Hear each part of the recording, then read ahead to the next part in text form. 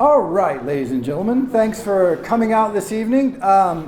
So last time I did medieval theology, or sort of the interesting period from the fall of Rome to, around 1000 or 1100, 1200, whenever you want to officially get the kickoff of the Renaissance going.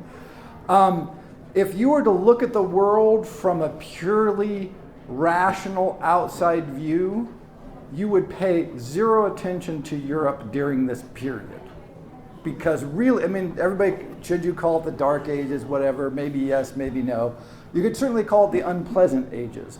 But certainly one of the places that were not dark during this period was the world, the dar-al-islam, the House of Islam. It is the part of the world that Islam had conquered and was just spreading at an amazing rate. And so if you were looking from the outside at this period of the world from about 800 to about 1200, you would look at Chinese civilization, you'd look at probably the Maya, but certainly one of the things you would want to study is the Islamic Golden Age, so-called Islamic Golden Age. And that's what we want to focus on tonight. I think centrally, people often ask me, so where does something like the Renaissance come from, right? And it's like, nothing like this has a single cause, and there's always something somewhat ineffable about these big movements, these sudden springs of creativity and science and knowledge and human capacity that erupts in the world occasionally. But if you said, what is the single most important cause of the European Renaissance, it's the Golden Age of Islam. I don't think that's even arguable. It is the source of so much of what was to come and what we know as the Renaissance. But we tend not to look at it, which is odd. So tonight I want to look at it as much as possible. But please note these dates. It starts roughly around 800, a little bit earlier than that. But it's when the Abbasid Caliphate transfers the capital of Islam from the Umayyads, who were sort of the successors of Muhammad. Mecca, Medina, and Damascus were the capitals there, and they move it to Baghdad. Now, something had been in Baghdad, but they basically build this as a new city. This is going to be our capital. It's going to be showy. It's going to demonstrate the power and capacity of Islam. This is the idea. So they had sort of switched dynasties, had taken over the empire, and they get things rolling in Baghdad. And it pretty much goes on continuously till about, where did these movements end? Nobody knows, but traditionally you kind of say, okay, in 1258, Baghdad is sacked by the Mongols, and they burn the libraries and the books and generally wreck everything. And it fractured the House of Islam, essentially. It broke up what had been a culturally cohesive unit, and it was really struggled to ever rebuild from there. So the sack of Baghdad did not cause the decline, but it was a symbol of the fracturing that took place. And it's also a symbol of you don't want Mongols visiting, right? They just sort of wreck your civilization. They weren't big builders, the Mongols, they were big wreckers. So if this is the single biggest cause of the Renaissance, which I think it probably is, what's the single biggest cause of the Islamic Golden Age, right? So it just keeps going back, chicken and egg. And I think one important aspect of this, there's several which we'll go over, but one that you have to keep in mind all the time is up until this point in world history, the notion of general literacy, that more than 1% of your population should ever learn to read anything for any reason, was either nobody either thought of it, or they actively thought it was a bad idea. So the Bible was not translated into the vernacular languages in Europe systematically for a long, long time, because generally the people either didn't care or they thought it was a bad idea to do that. You didn't want the peasantry to have access to the text, so you didn't teach them to read, and you didn't translate the book into a language they could read. All of a sudden, you get this incredible development. The people of the book. The Islamic world worships, as much as anything, the Quran itself. It is absolutely central to understand this religion. And so it puts a very, very powerful emphasis on literacy. if you're going to be a good Muslim, at some point you want to learn to read the Quran. And wherever Islam spread, they promoted learning Arabic because that was going to be the lingua franca of the Islamic world. So if you were going to be anybody and you wanted to do anything important, you needed to learn Arabic, which almost nobody spoke, by the way. It was a very narrow region that spoke Arabic originally, but then it spread everywhere. So it became the lingua franca of the Islamic world, which, as you can see from the map, became quite big. We'll look at that in a second. And wherever they went, they set up schools and trained people and encouraged people to say, look, one of the things you want to do is learn to read. Now this is again, it's hard to exaggerate how extraordinary this is in world history, to have a general outlook that it would be a powerful and good thing for as many of your people as possible to learn to read. It's a brand new development. Maybe a little bit earlier you have that, something like it in some places, but generally speaking, no. And so it's not surprising that there was a big explosion of literacy throughout the House of Islam. And if you look at this map, you can see it's vast. So this is sort of by 900 or 1000, kind of the heights of the Islamic Golden Age. It spreads from Spain, of course they conquer Spain, Al-Andalusia, all the way through the coast of North Africa, through Egypt, through Syria, through Persia, Saudi Arabia, the Arabian Peninsula, parts of India, parts of Central Asia. So that is a vast, truly huge empire. Begins to rival something like the Roman Empire. Different geographically slightly, but that sort of scale is what you have to think of. And one way they did this is by pushing cultural cohesion, by promoting the language of Arabic, again, as a lingua franca. So the cultural efflorescence that you get during this golden age is a byproduct of, and perfectly predictable byproduct, of systematically going out and saying, look, we really want to educate people because it will bring people together. What does somebody in Cordoba and somebody in Khorasan have in common? Several thousand miles apart, totally different histories, totally different linguistic backgrounds, essentially nothing. Until you learn Arabic. And then this entire world of Arabic learning and knowledge, and of course the Quran, central to this, is open to you. And then you can communicate, as we'll see, all the way across this.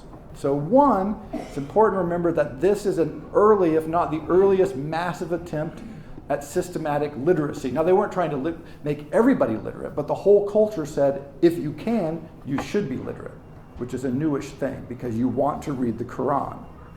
Second, when the Abbasids take over and they move the Islamic capital, or the caliphate, to Baghdad, this is in essence the Persians taking over. So you had the Arabic rulers at the very top, but the entire bureaucracy was literally the same Persian families who had been running the Persian Empire for generations. And the Persian Empire grows and shrinks, but it's been around for a long, long time at this point. So you get this interesting collision of this very strong, powerful, culturally dynamic, physically dynamic, intellectual, religious force coming out of the Arabian Peninsula and melding with a multi-thousand-year tradition of civilization, rule, organization, and bureaucracy. And they kind of join forces. But by the way, consciously, this was not like something that happened accidentally. They're like, okay, we've taken over Persia. Do we kill all the bureaucrats and enforce our rule by direct military force and by importing our own people? Or do we just say, hey, it would be nice if you learned Arabic and you can keep your job? And generally speaking, they said, hey, learn Arabic, get with the program, convert to Islam, and you're in good go. And then later on, there was a big movement to purge some of these families. But in the first couple of hundred years, it was a conscious decision to say, hey, we're going to run an empire, and a good way to run it is with these people who've been running an empire for a long, long time. And so they had access to this existing cultural heritage, which was phenomenal in itself. But they gave it a totally new dynamism and a much broader notion of inclusivity. So the notion that everyone is a member of the House of Islam, not just the ruling elite. However dubious in practice that was, in cultural conception, it really was, for the times, incredibly egalitarian. You know, sort of, it's like when we look at Athens and we go, wow, they were a democracy. Well, you know, maybe 10% of the people, maybe at most, could participate, but for the period, that was ridiculous, right? Everybody said the Athenians are nuts to have that kind of crazy, chaotic democracy, right? Same thing here, that notion that pretty much everybody is invited, however imperfectly, to participate in literacy and culture, brought a cultural efflorescence. So you get this combination of dynamism, existing Persian culture, huge empire, also wealth, money never hurts, and this impulse towards learning. And so one of the incredible things this produces right away is called the translation movement. And nobody's exactly sure why. There's all kinds of arguments about why you would do this, but apparently the Abbasids got up one morning and said, you know what? Let's translate every existing text, particularly Greek and Roman texts, into Arabic, because that would be cool. And you look at a figure like Al-Kindi, one of the first people we'll look at here, an incredible figure. He ran at what was called a translation circle in Baghdad. And so whole teams of translators began bringing everything pretty much they could find from the ancient world, not least the Greek and Roman texts, but also other ones, Sogdians, of course, Persian texts, and translating them into Arabic. Now, what's important about this is many, if not thousands of these texts would have otherwise been lost. What's extraordinary about this, though, is the cost. No one can quite figure out how much it costs per text to be done, but the estimates range between $1 million to $2 million per book. So if you think if they did all of Aristotle, they loved Aristotle, so every piece of Aristotle they could find, they did, and so that's something like $20 million at least. I mean, again, it's hard to translate these sums. But Al-Kindi was an incredibly wealthy scholar. And because he was translating from Greek and working with teams. So they had teams of scholars translating as fast as they could into Arabic to create beautiful texts. And then, because this was not a copy and paste program, they added vast commentaries. And this went on for centuries.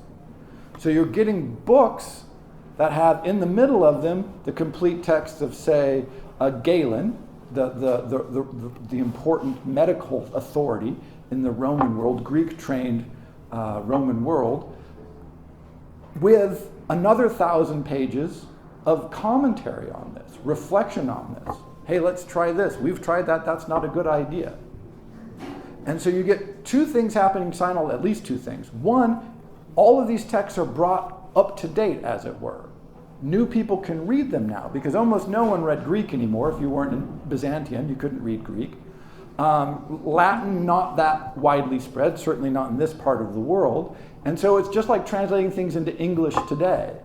If something is published in Uzbekistan, it's as if it doesn't exist to us unless you have that language. But you translate it into English, and all of a sudden it's brought to this very large world where many people speak it as a primary language and a lot of other people speak it as a secondary language.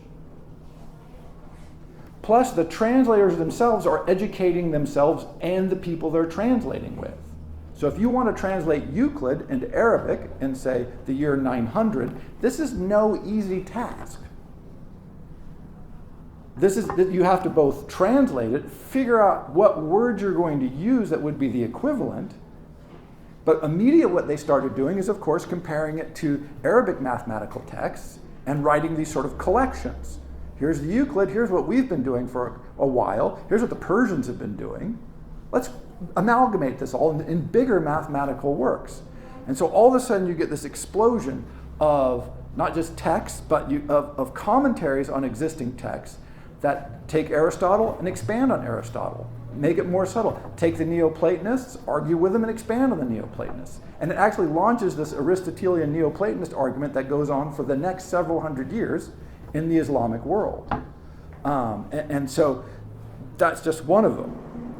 Then you get, so that's Al-Kindi, right? Sort of, he's the figure, if you want to think of one figure. There's many of them, by the way. I mean, trying to narrow this down in any way is just ridiculous.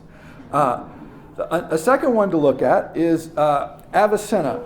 Now, this is just amazing. So he's 980. So Al-Kindi was about 801 to 873. So just moving a little 100 years later, you get Avicenna. So now, by this time, Avicenna has access to many of these translated works. But he is several hundred miles away, if not 1,000 miles, from the cultural center of Baghdad. So this is another aspect of this that you have to understand. There wasn't one cultural center. If you were in the House of Islam, that huge map, and you were at any kind of serious court, or you had a prince of any kind, or there was a little money around, you had scholars who had access to these significant works that had been poured out by the translation movement. And they're all in communication with each other. Something like the invisible college that would come around to Europe in another, 800, 600, 700, 800 years. And so he's out in sort of the Samorid dynasty, Khorasan, Isfahan, Tehran area. So quite a ways from Baghdad, not a huge, but several hundred miles from Baghdad. And he writes probably the most important medical text since Galen, which is a commentary on, expansion of, and reflection on Galen. Galen got this wrong, he got this right. And he begins to produce just amazing breakthroughs by doing things like, they opened hospitals all over the Islamic world. So basically the modern hospital is invented in the Islamic world. Everything that we have today, except for maybe x-ray machines, but the system, the idea of a large hospital with doctors and nurses and intake, the notion that you should do comparative studies. Hey, we'll give these people some drugs, we'll give these people less, and we'll give these people no drugs. Let's see what the outcome is. Because for the first time, they had access to thousands of patients. It wasn't random anymore. It's like, we have a wing for people who have that disease. We have a place for those. We've seen this. We've got charts. They start keeping charts. So we know what's going on with it. They're not progressing well, let's do something different. And so, he's just unbelievably important. If he did nothing but medicine, he would be unbelievably important. But he did everything. By the way, most of these people we call them Renaissance men, but then, of course, that's wrong, right? It's just wrong, right? Because they're where the Renaissance men come from. The Renaissance men are people trying to sort of do what these other people did 100, 200, 300, 400 years before them. But he also was a significant commentator of and translator of Aristotle, and was involved in basically a lifelong running battle about what Aristotle means, how he should be interpreted, how he should be read, how it relates to Islam, how does it relate to the Quran. And so this just, plus he did mathematics, he did just astronomy, astrology, he did all kinds of things. So next up, Avirios, who's born all the way, again, later, 1126, 1200, so another 100 years later, but in Cordoba. Yes. So we're a couple of 1,000 miles away from Khorasan. And what is he doing? He spends much of his time, besides, of course, being a polymath and a Renaissance man, arguing with Avicenna and Avicenna's works.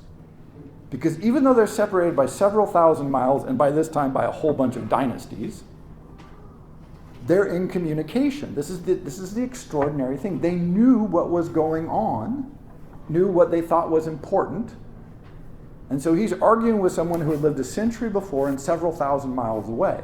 And people thought, yes, that's what you should be doing, because this is an important thinker who deserves to be considered. So there was this cultural continuity both through time and across immense distances that is extraordinarily rare in history. And this is one of the core elements of the Islamic Golden Age. It went on for a long, long time, and it was really vast. So a lot of people got to participate. So there he is, he's in Cordoba, arguing about how you should read Aristotle, and significantly helping people translate Aristotle into Hebrew and Latin. This is where many, many, many of the texts that go on to be central to the Renaissance come from. Not all of them. For whatever reason, they didn't translate a lot of Plato. They translated a lot of the Neoplatonists, but not Plato himself. Some, but not all, certainly. And so this press to have these texts available then gets translated into Cordoba, which then, of course, makes them available to Europe, which, of course, then seeds one of the significant, but not the only causes of the Renaissance, the rediscovery of these texts. Well, where did they get discovered from? Primarily, they were discovered from Islamic scholars and their translations. This is why there's a book about Epicurus that just came out called The Swerve. I don't know if people are familiar with this. And it focuses almost exclusively on the rediscovery of ancient manuscripts from European monasteries. Now, this did happen. That is an important element. But it was maybe 10%, if that, of the texts that just were translated from the Arabic into Latin or Hebrew. Because there they are. You don't have to go find them. They've got them. And they're nice, new, fresh, beautiful copies with commentary, much of which was just copied without giving credit to the Islamic scholars. This was so powerful that Avicenna, for instance, is in Dante's Inferno. He's in that limbo. He was such a great philosopher, they said, well, you can't put him in purgatory. So you got to put him in limbo with all of the heroes from the Greek and Roman world. Right? So Dante and all of the other writers of the Italian Renaissance were very familiar with the Arabic text and the Arabic writers. They knew who they were, they knew the text, they knew the translations, they knew where they were coming from. We've just sort of forgotten about this significant influence and important seed. So last figure, I didn't put him on here. I just had to, I wasn't going to include him because there's just so many people, but you got to put Al-Birundi on here. Polymath is a gross underestimation for this guy. Renaissance man, a gross estimation. He's an incredible mathematical genius, translated all kinds of works, poetry, of course, jurisprudence, very important. But it's so hard to narrow it down, but I think it's worth noting that he wrote what is generally considered to be the first serious ethnographic study. So he was sort of vaguely kidnapped and held on the border with India when one of the caliphate folks was wanting to try and conquer or at least rob India. And so he got a lot of contact with Indian civilization, Indian ideas, Indian Hinduism, right around 1000. Let's just use that as a rough date. And so he decided, he wrote I think it's 600 or 700 page work on the culture, religion, intellectual temperament, concepts, and ideas of Hinduism, and just took it dead seriously in the year 1000. It would be hundreds of years before you get another work of comparable seriousness that just says, well, here's another religion. What's at the core of it? What are they thinking? Why? What are they interested in? How does it relate to Islam? Islam the best, of course, no question. But these people seem pretty serious. They must have something going on. I wonder what it is. Let's see what we can figure out. 600 or 700 pages. Is it in English? It has been translated. We'll talk about that. Yes, there is a translation existing of this.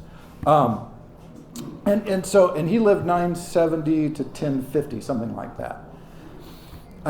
But so all through this period, and again, there's just more and more you can talk about, which we will touch on in a second. But it's important to note that these major figures are continuous. There's not one person and another person and then another person. No, it is 3 or 4 or 5 or 6 incredibly influential scientists, medical people, astronomy, mathematics, of course, engineering, big hydrology movements, just continuously. And we won't even talk about the literature. I mean, wow, were they writing some literature, novels, histories, poetry, of course, Arabic being primarily a poetic language, heavy emphasis on that. A couple of years ago, I don't know if it's still on TV in Saudi Arabia and much of the Arabic world, but we have America's Got Talent or something like that.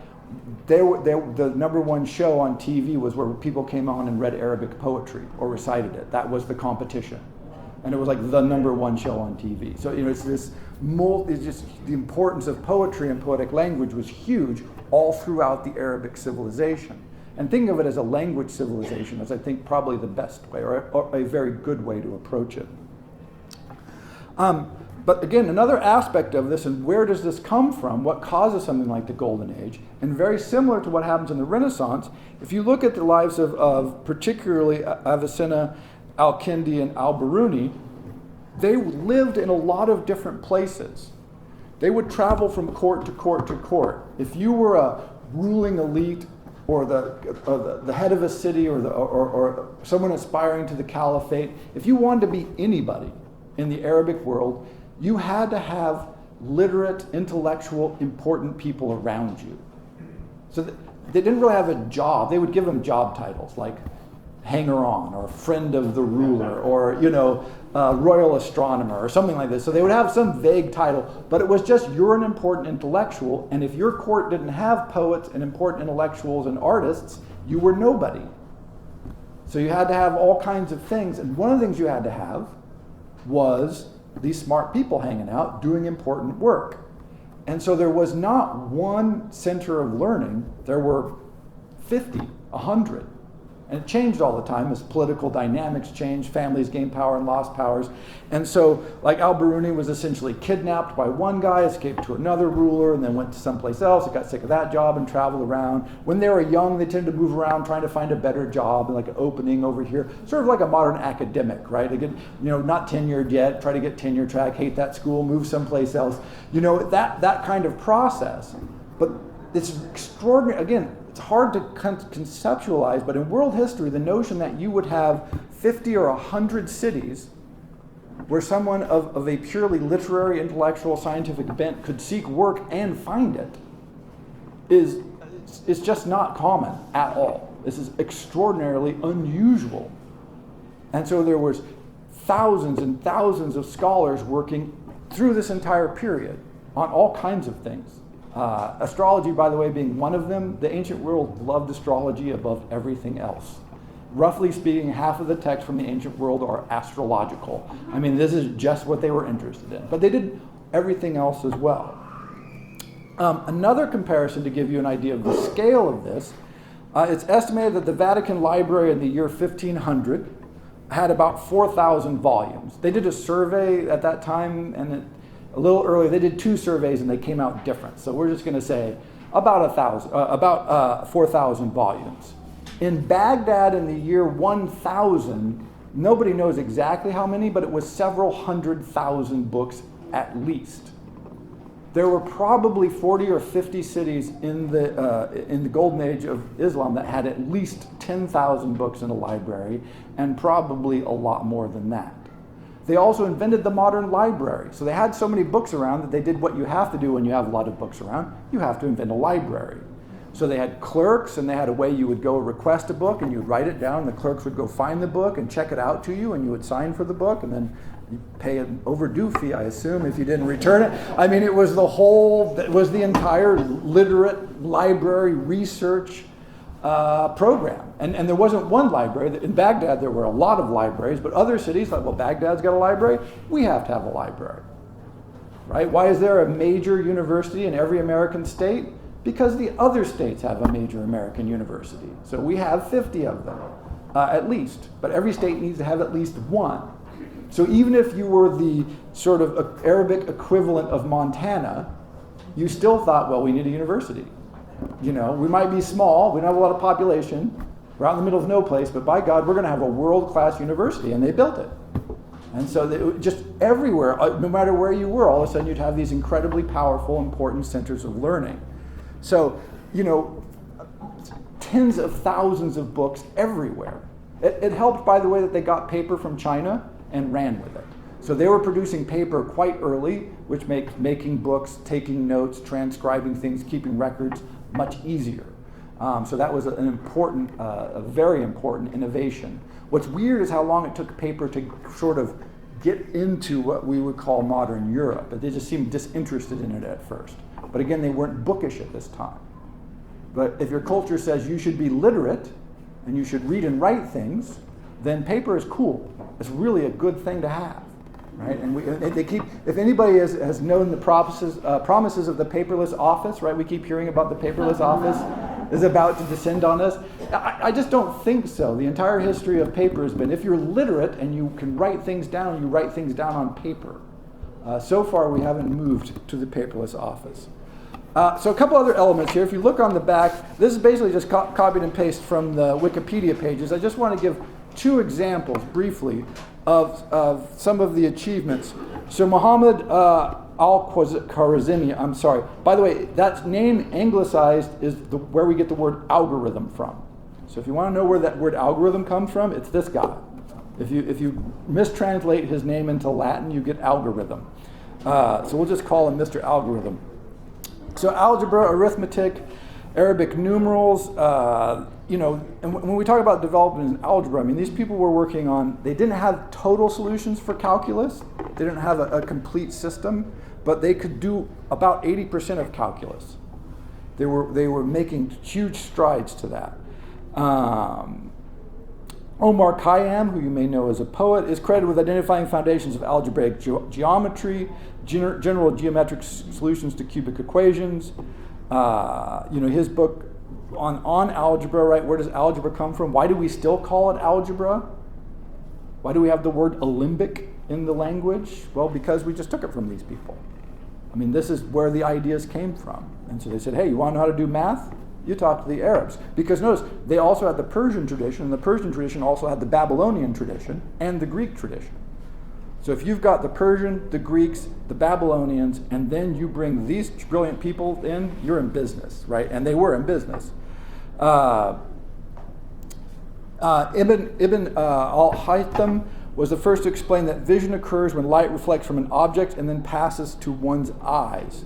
This seems like a trivial, by the way, optics, another huge area. They've massive innovations in optics. First serious treatise on optics. But one of the things is, how does the eye work? This is not an obvious thing at all.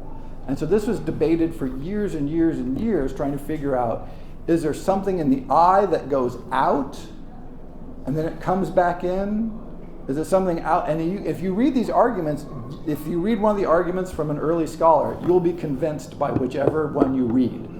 Because it's so unreasonable to think about light hitting things and then bouncing. But when you have to have a concept that light is a thing, that's a very tricky concept. And then light bouncing off of things and then going in your eye and then somehow reproducing an image, what a crazy idea, right? And then how do you make that image into anything? But by the way, if you want to learn how to take care of people's eyes, do eye surgery, having a knowledge of how the eye works is crucial. And so this is where the medical knowledge, the optical knowledge, and the interest in treating people in hospitals sort of comes together to give you things like a model of the pulmonary system, a model of how the eye works, so that then you can then reapply this into the medical field. And so it goes. It just follows sort of naturally, I guess, but inevitably. A few other things that they developed, hospitals, pharmacies, medical case studies, drug testing. They were big with pharmaceuticals. Trade with China. This is important because another civilization they were drawing on was from China. So they weren't overwhelmed. When you talk about the force of the Arabic culture, they were not afraid of anybody else's culture. They didn't think, oh, we have to destroy it, and they didn't think, oh, we have to ignore it. They thought, hey, great, we'll take it. We're not threatened by anybody's culture because we know we're the best, right? We've got it going on, and so we're not afraid to borrow, use, translate, and study anything that seems like it might be helpful to us, right? At other times, you'll see cultures that try to close themselves off from outside influences. This is always a sign of weakness or fear or insecurity or inferiority. But if your culture is open and dynamic and says, look, I can look in the whole world and take the best ideas and incorporate them, well, that means you feel really confident in your cultural power and your intellectual capacity. And they certainly, they had that in spades. Travel writing, they were some of the early best that they wrote. I should mention, speaking of translation, almost none of this has been translated into English. It's one of the sort of problems with studying the Islamic Golden Era is it's there. There's a lot of people who speak Arabic in the world, but there's not been a big press to translate these texts. And so there's libraries and libraries and libraries of this amazing work, 90% of which has never been translated into other languages. And the ones that have been translated, it's helpful to have French if you're going to study this, by the way, because the French have been big translators of Arabic texts. So a lot more of them exist in French than they do in English. So what's a good intermediary language if you can't learn Arabic? Then French gives you access to a lot, but again, still a small percentage of what's out there. I'll talk about why that might be.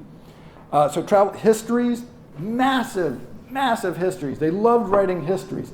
Dubious quality sometimes, but some of them quite good. Just like today, I guess, right? You have good histories and you have bad histories. But they wrote a lot of them. Philosophy, of course, I'll talk about that a little bit in a second because it is a philosophy series. Linguistic studies, literature, educational institutions, hydrology, astronomy, and it just goes.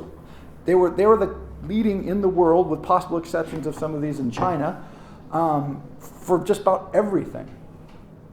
And philosophy right there in the center of it. Because they wanted to know, how does the world work? And so they had taken up the Greek philosophical studies, which we always look back to, and then added lots and lots and lots of ideas and concepts to them. There's a novel, there's actually two novels, but in both of them they do sort of the noble savage thing. A kid is born and then is immediately like lost in the desert, and he goes to some oasis where what's going to happen, right? What happens to a human who's raised outside of civilization? It's sort of Rousseau 700 years earlier, right? Does this human being grow to be moral and upright and just? Or will it be an animal, a barbarian, a nothing? And anybody knows Descartes' question, so Descartes' theory of Cartesian dualism, right? People probably heard about this. It's the notion that you have the mind-body split. But part of this comes from the notion of, he asked himself, imagine an evil demon was running the world, and you had no way of knowing whether or not what you were experiencing was true or false, because it could be misrepresented to you by this evil demon, all-powerful. Is there anything you could know for sure? And he said, I think, therefore I am, cogito ergo sum, which is to say, I have to know that I exist and think, or else there's nothing to trick. So the foundation of all knowledge is that self-awareness and self-thinking. It's the mind, the mind, the mind. It's not clear that Descartes had read the Arabic text or knew of them, but that argument had been argued for several hundred years in the Arabic philosophical texts prior to him articulating it. Probably he hadn't, because there was a break in the tradition by the time we get to Descartes, but it certainly was already there. Materialism. What is the nature of economy? All of these things have been argued at length. And so what happens is you get this massive spread of cultural power all over where that map was, basically from Tajikistan, Baluchistan, Iran, Iraq, Syria, Saudi Arabia, North Africa, Egypt, all the way up into Spain. And then what happens? Right? Again, if you were to look at the world at 1200 and you said in 100 years or 200 years, what will be the dominant civilization? You would almost have to say, well, it's clearly going to be the Arabic civilization. This is what's going to be going on. And that would be wrong.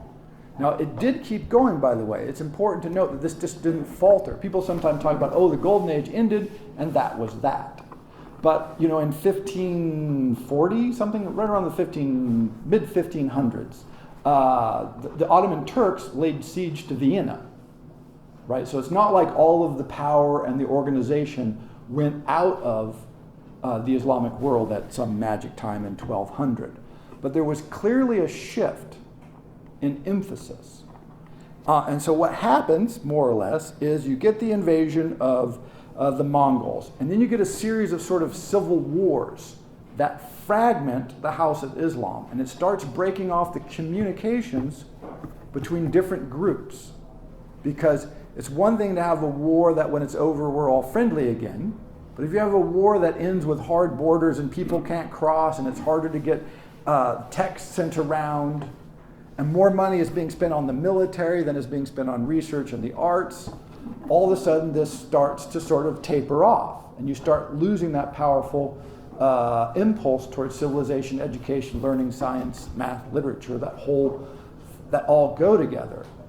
And the ball is transferred to what we call the Renaissance. I mean, this is clearly what happens. It's like almost like a pendulum.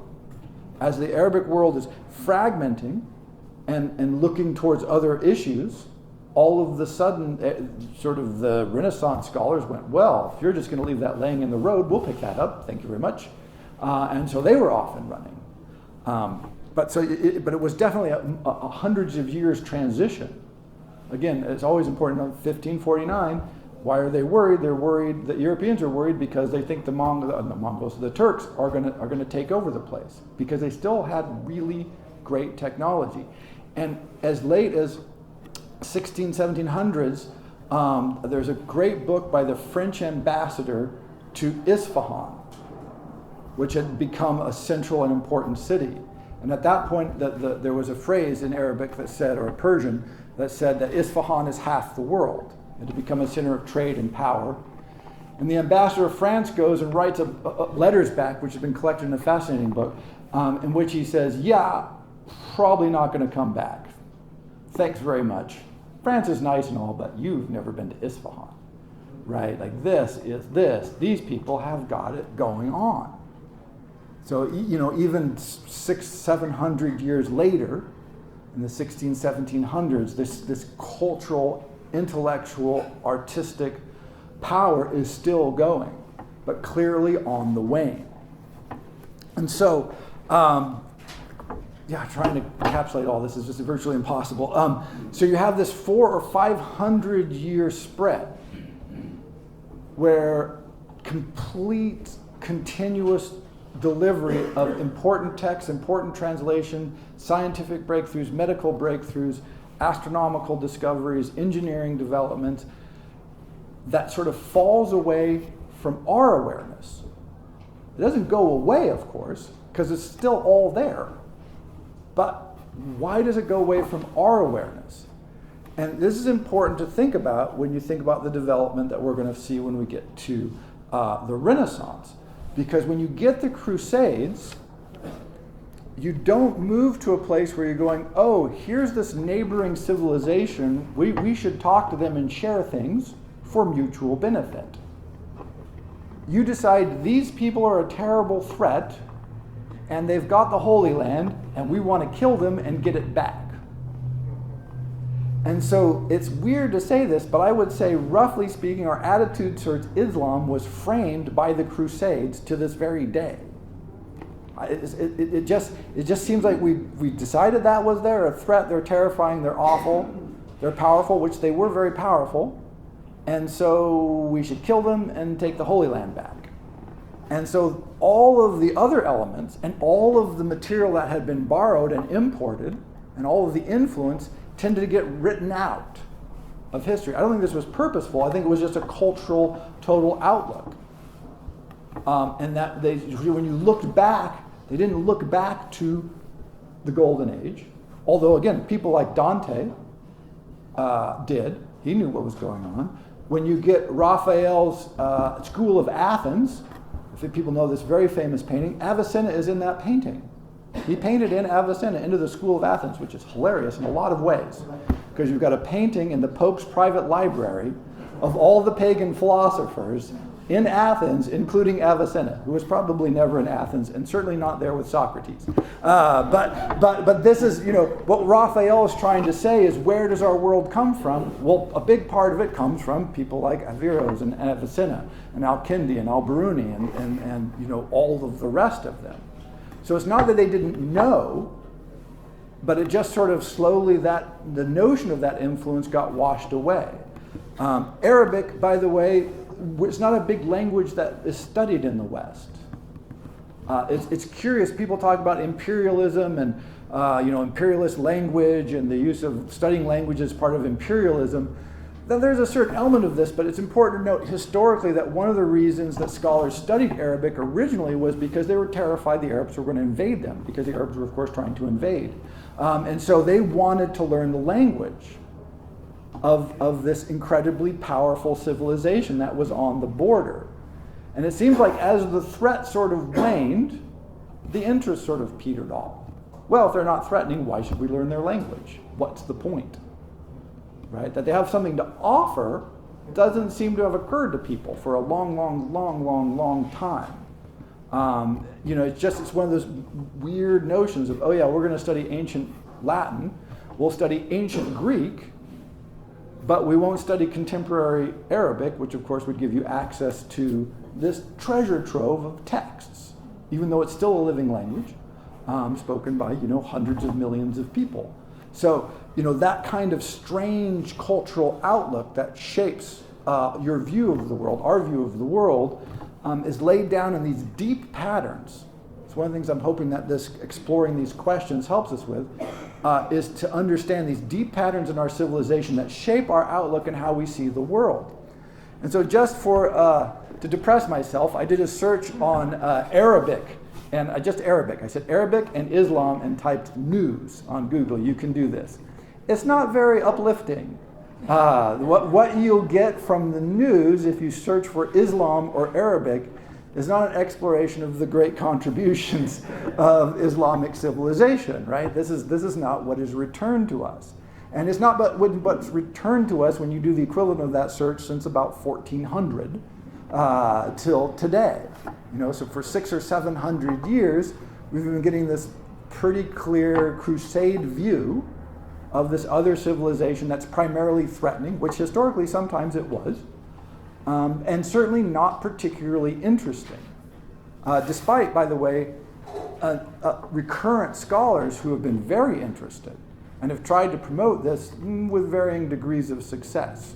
Not much, certainly, in the United States. Again, France much more successfully, England to a certain degree, Italy to a certain degree. And so when you look at something like the Islamic Golden Age, I'm wondering, just a show of hands, how many people who ever learned about this in school? 1, 2, 3, 4 people. Okay, a couple of people, that's nice, that's good. And it is a major cause of the Renaissance, if not the single most important one, but certainly a central one.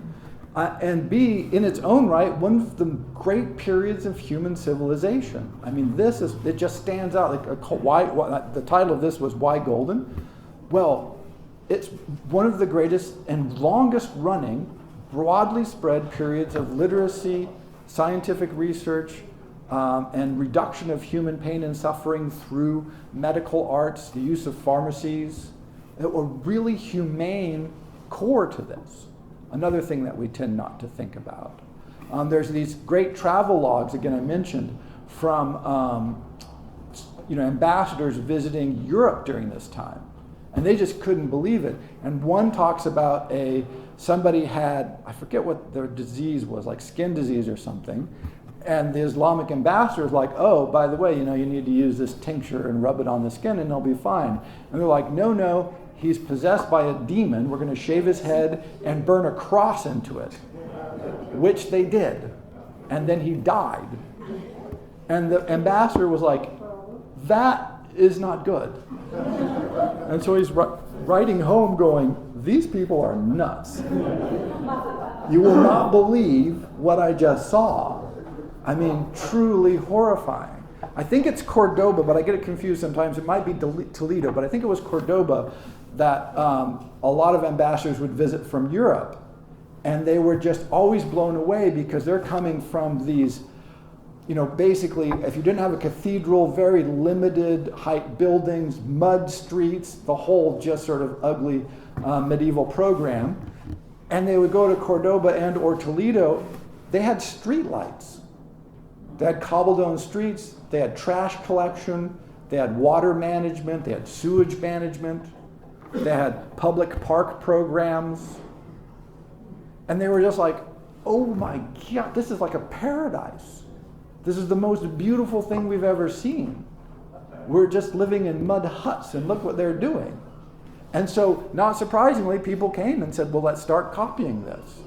Let's see if we can't elevate the status of our cities by copying what they're doing in their cities. So even at the level of like civic planning, government organization, they were hugely influential, again, through the Al-Andalusia capitals in Spain.